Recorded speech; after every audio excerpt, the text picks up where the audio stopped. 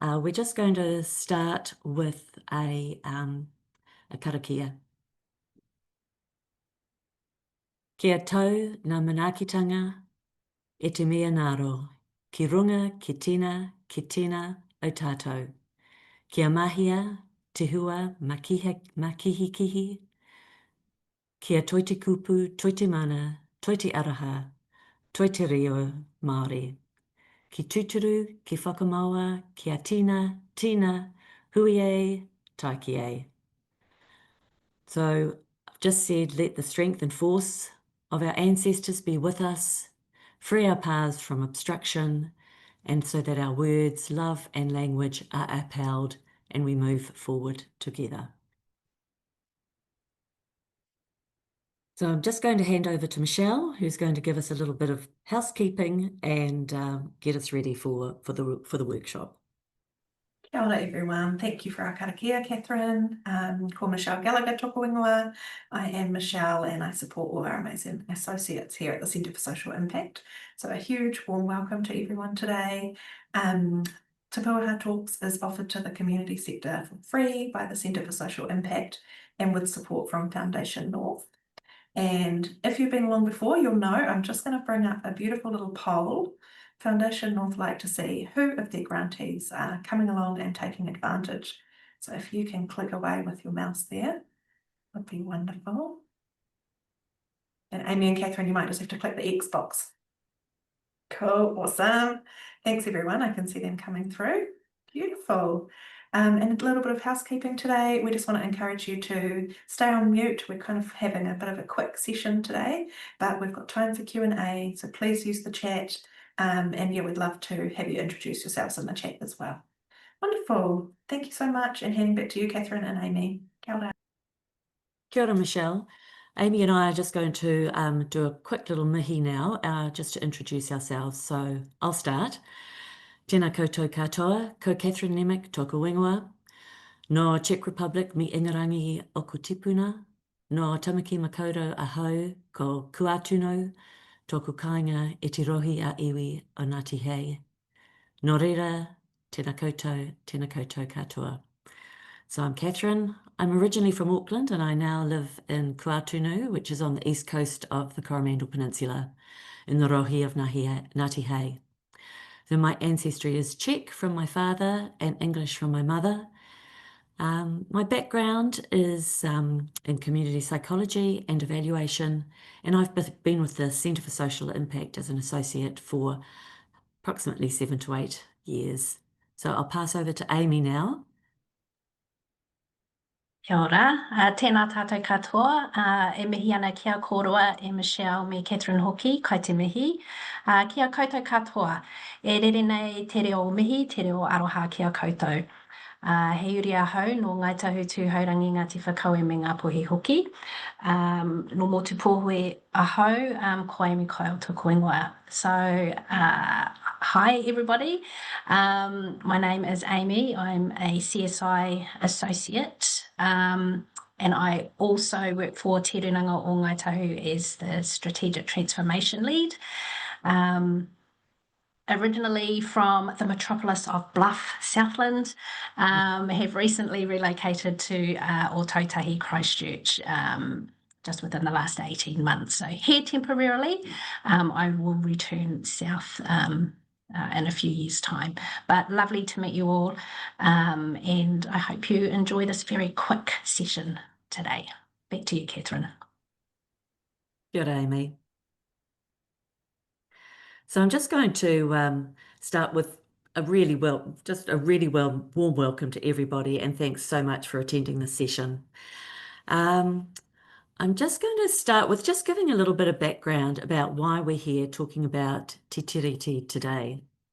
So last year we invited community groups who had attended some of these Te Pūaha talks to give us a little bit of feedback about some of the issues and things they were noticing, topics they were grappling with.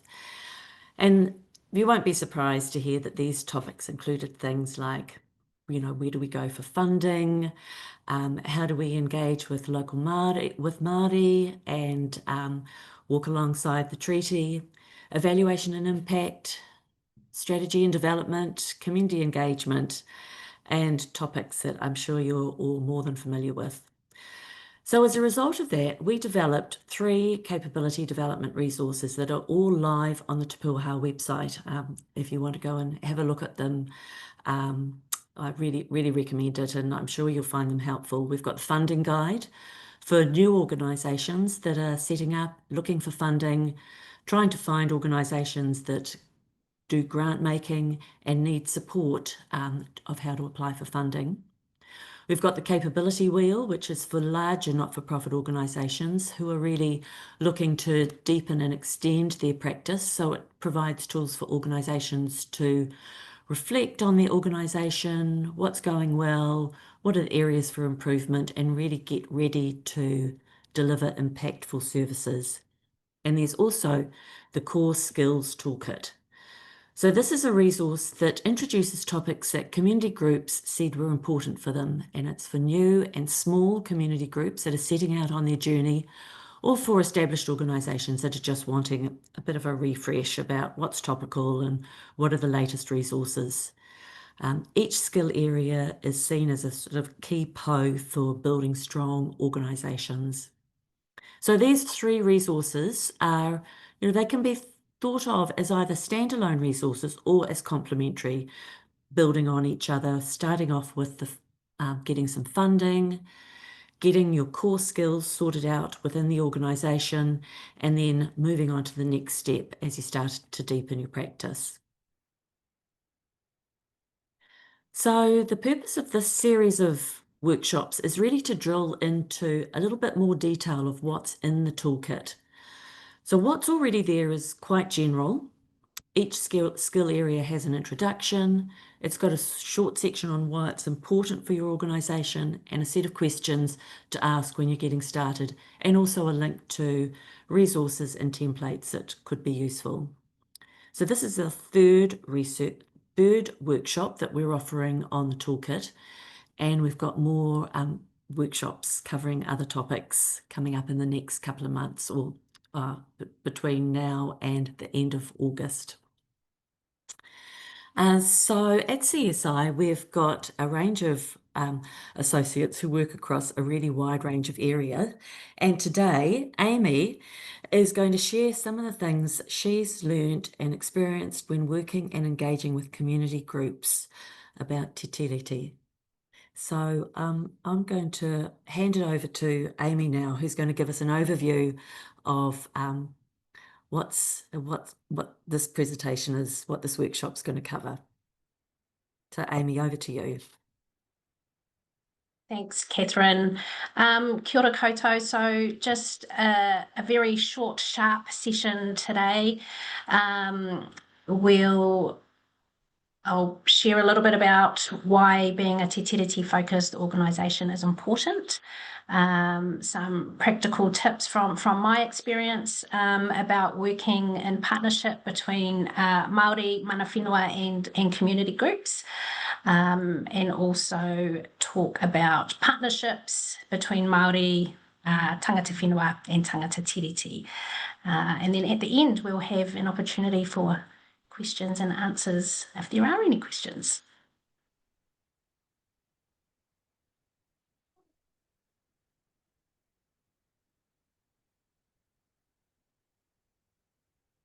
Okay, so to get us started, so why being a Te Tiriti-focused organisation matters. So we all know Te Tiriti is a founding agreement that underpins our nation.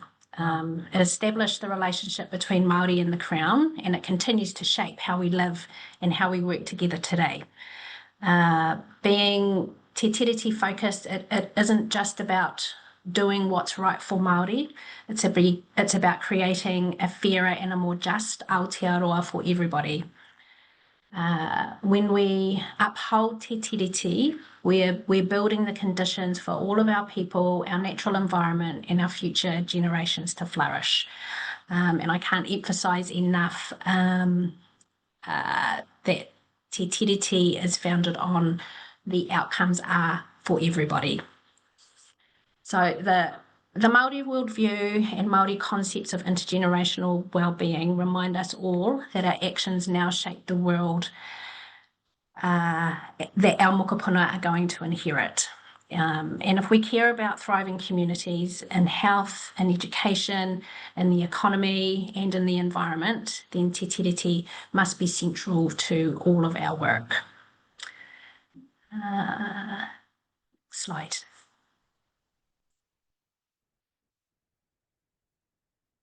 So some practical tips for working in partnership with Māori. Strong relationships and enduring relationships must be the goal. So whakawhanaungatanga, so building relationships must come first. Do your research.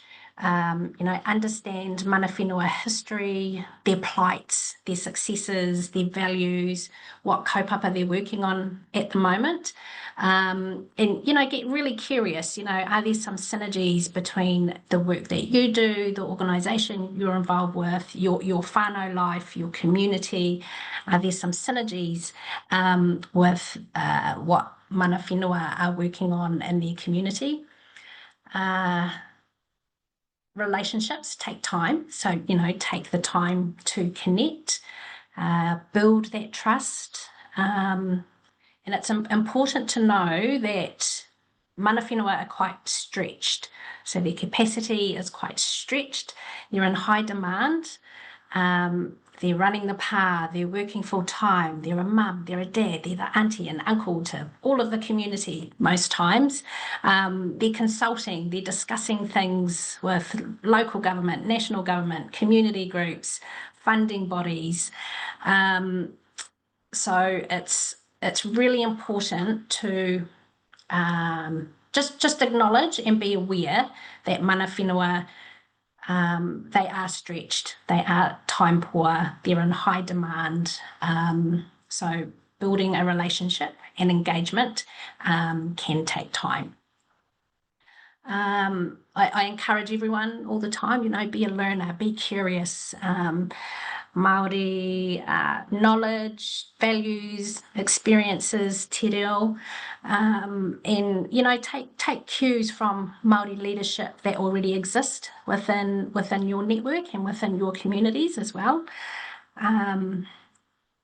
Partnership is an interesting word also. So to me, it doesn't mean decision making. Partnership means decision making with and not for. It's important to avoid tokenism, instead aim for co-design and shared responsibility.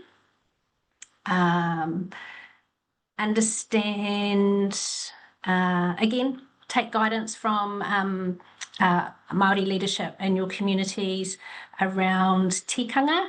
So what are the protocols and the processes that mana whenua in your takiwā abide by, like how can I explain it?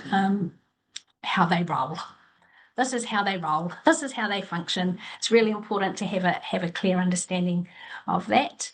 And yeah, equity isn't the same as equality. So sometimes it means that Māori groups do need more resources to overcome historical advantage. So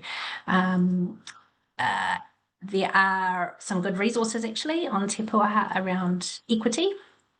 So if you're not across some of the research and the findings and the key coming out around equity for whānau katoa, not just Māori, for everybody, it's a really good kaupapa to be aware of and to shift some of our practices.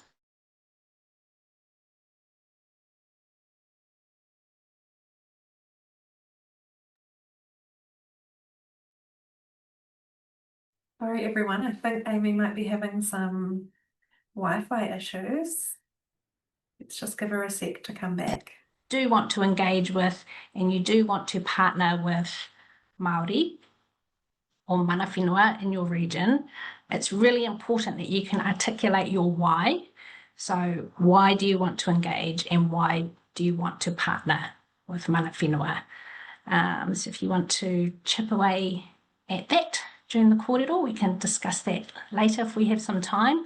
And, you know, that could be anything from your values align, you're working on similar kaupapa, you're working for and with the same communities, collaboration, we're better together, stronger together than apart, all of those types of things. So there's great reasons why we want to engage and partner. And another question I have is also think about what values, skills, or kaupapa do you think you or your organisation can contribute to the Pūaha mana whenua and what they're working on in their region. So sorry, that was a lot of information for that one little slide.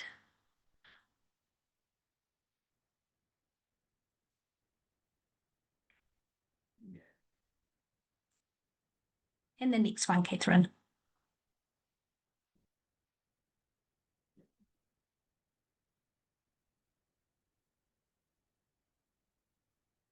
Okay, so partnerships between Māori, tāngata whenua and tāngata tiriti, or Māori mana whenua and tāngata tiriti. So tāngata whenua, literally this means people of the land. So Māori, they hold a unique constitutional and a cultural place in Aotearoa and in their takiwā. And when we talk about mana whenua, it is the people of the land, they hold the mana of that land or that area. So honour te tiriti, you can honour te tiriti by your organisation reflecting te tiriti through your leadership, through planning, and service delivery for all in your community. We want spaces where diverse people feel safe, they feel respected, and they're able to contribute. So Te Tiriti provides a shared foundation for this to occur. Partnership, everyone has a part to play. So I think that's the most important piece, is that partnership, it is everyone is in the partnership and has a part to play. It's not just at a leadership level or at a kaimahi level. In true partnership, it is everyone in the ecosystem of that partnership. Everyone has a part to play.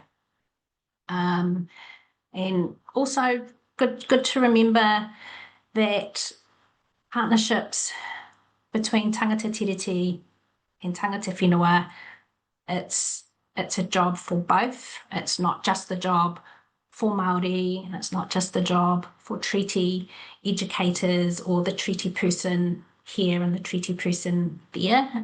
It's for it to be a true partnership. It's everyone needs to play a part in it. Tāngata tiriti whānau, you are amazing allies. So continue to be amazing allies and partners. And through this, true community will be formed. And I think the biggest learning I will leave with you all is remember that to build, to contribute to our thriving communities, it is a shared responsibility. And partnering, engaging, working with mana whenua, built on the principles and the values of Te Tiriti, is a natural progression to ensuring you reach the shared outcome for your community, is that you want everyone to be healthy, well, and thriving. I think that's all from me for now. Kia ora, Aimee. Well, just before we move on to questions and answers, I'll just do a quick overview of some of the resources that are in the toolkit that support this part of the toolkit, the Te Tiriti section. So we've got, this is just an example of some of the resources that are in there. So there's things that cover, like, for example, in the first one, it takes you through to a webinar on how to action Te Tiriti in your organisation. The link to Ngā Rerenga o Te Tiriti, that's a really practical book, quite detailed. It was actually published in 2016, but it's still quite relevant and useful. And there's also a link in there for Lessons for Successful Mana Whenua Engagement, which was put together by Auckland Council. It's short, it's quite accessible, and it's a really good guide. I think just what I'll say at this stage about the overall toolkit and the resources is that we're monitoring and keeping an eye on how the toolkit is being used, and keeping our ears to the ground about what's important, what new issues are emerging. So the toolkit, the topics and the resources are going to be sections of the webpage that will continue to be updated as we gather more information. So some of you may have some resources that you may be keen to share with us or with others. If you want to, just put them into the chat. So we'll just go on to the question and answers. Oh, sorry, that's wasn't meant to do that.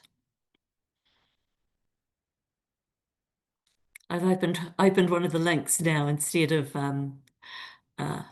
there we go. So we're just into the question and answer phase. I don't see any questions up here, so I've just got a few questions which, Aimee, you've actually probably already covered, but let's just see if there's something else that you can add with these questions that I've got. So for a small community organisation that's maybe just new and getting started, are there some practical steps that you can recommend to either begin or deepen engagement with mana whenua? Like where do they start? Is it a phone call? I mean, there might be somebody within their organisation that has links, or somebody within their network that they can use to reach out to local mana whenua. Like, what are some of those real practical first stage steps that a group might think about doing or using? Yeah, good question, Kathryn. Yes, absolutely. Utilise your network and lean on your network. If they've got an already established relationship with someone or a mana whenua group, really lean in and ask them to connect you. And as I mentioned earlier, yeah, do your research as well. I mean, when you uncover the responsibilities, the projects, all of the things that mana whenua are involved in for the betterment of community, I think sometimes that is quite inspiring and empowering for new organisations to connect with. So I think yeah, lean on your network and also do some of your own bit of research. Mm-hmm. Yeah. Kia ora, Aimee. There was one thing that you mentioned that I know is an issue for mana whenua and iwi groups, is that they're just super overloaded with all sorts of work and being pulled in multiple directions with responsibilities. If you're trying to reach out using your networks or connections, and you're you're coming across people who are really busy, and how do you sort of get your head above the parapet, I guess, and go, I guess that's the why, that you mentioned, like really emphasizing that why is this, what do we have in common? What are our shared goals? What can we contribute? Yeah, absolutely. You've nailed all of the key things there, I think, Kathryn. But also, look, just keep trying. Mana whenua are a part of community group forum. They're in the health sector, they're in the social sector, they're in the education sector. They're in all sectors. Your paths will cross, and just continue to reach out and to engage. If you've got pānui, a newsletter or a something about your organisation, just gently keep sharing it. Invite them to your organisation is another nice way of showing you want to genuinely engage. So please come to our whare and meet us. But yeah, that mana whenua are in such high demand because they're engaged in so many sectors, and very little resource on the ground as well. So a lot of it is voluntary time too. So just, it's partnership and engagement. It's a journey. And your paths will cross at some stage if you've, and as you build on your network, engagement should happen organically. Sorry, there isn't a silver bullet. And Aimee, just thinking about internally, like with organisations and how they're operating. I know we all know that often Māori kaimahi are overburdened within organisations. They're taking responsibilities for the tikanga, for mihi whakatau, for a whole range of activities with karakia, daily activities within an organisation. What do you recommend for organisations to really awhi and support and make sure that their Māori kaimahi aren't overburdened within organisations?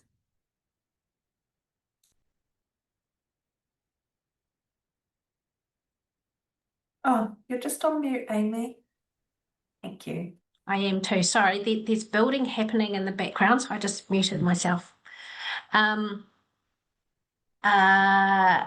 Yes, so for kaimahi, I think learn from them, and take some of those duties or roles that person delivers, for you in your group. Could be a capability building exercise where you start doing the karakia and the mihi whakatau.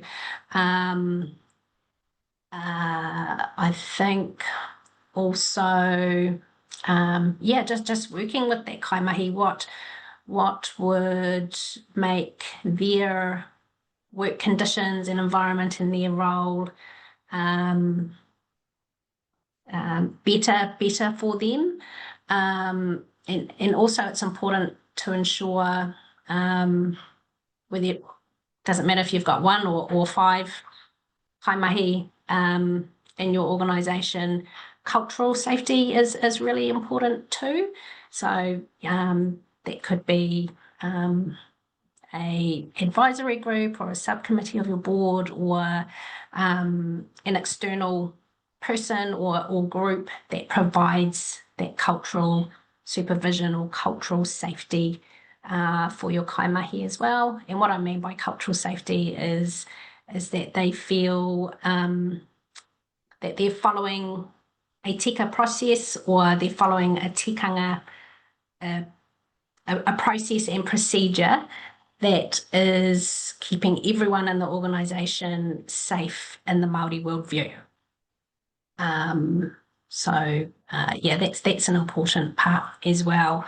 Yeah, and again, they're stretched too in organisations. And yeah, they'll have a whole range of skills, you know, tap into that as well. You know, I'm not just the Māori guy in the different hats that I wear. Yeah, tap into that as well. So again, I go back to, you know, the reciprocity. What can you learn from your colleagues, and what can you impart and share with them as well? Yeah, so build your learning and your capability of te ao Māori and Māori together. Sorry, that was a bit of a waffled answer. Yeah, I don't know. Great, Aimee. I'm looking, and just to finish off on a final question, is there one bit of advice? What's your most important piece of advice that you give to new organisations that are starting on their journey? Yeah. Yes, it's a journey. Embrace it. Well done for setting up and being part of a new organisation. That in itself is a journey. People are power. Your network is power. Talking good power. And, you know, building your network and building the collective, you are stronger together. Mana whenua, tāngata tiriti, everybody in the community, you are stronger together. So sorry, there were a few things in there, but yeah, they would be the biggest takeaways I would share. Kia ora, Aimee. And thanks everyone for coming along. We're going to wrap up now. Thanks for your comments that are coming through. That's great that this has been acknowledged and recognised. Aimee, thank you so much for your wisdom and aroha that you've been sharing, and really another comment about the value of the conversation around cultural safety.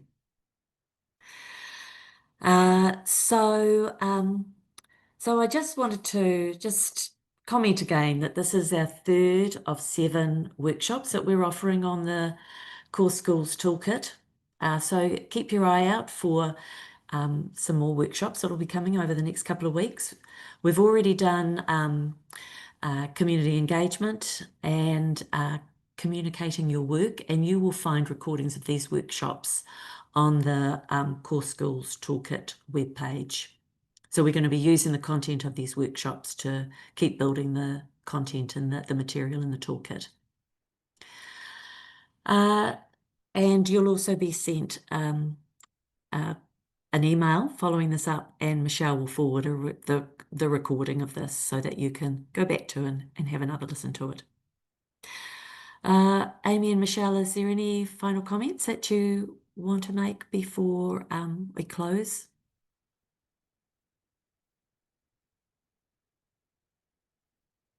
Oh, there's also a quick link in the to a survey. The Foundation North, a quick survey. They're keen to understand who is attending these workshops as well. So I'll just close with a karakia, whakamutunga. Kia whakaaria te tapu, kia wātia ai te ara, kia turuku whakatahi ai, kia turuku whakatahi ai, humie, huie, tai kie.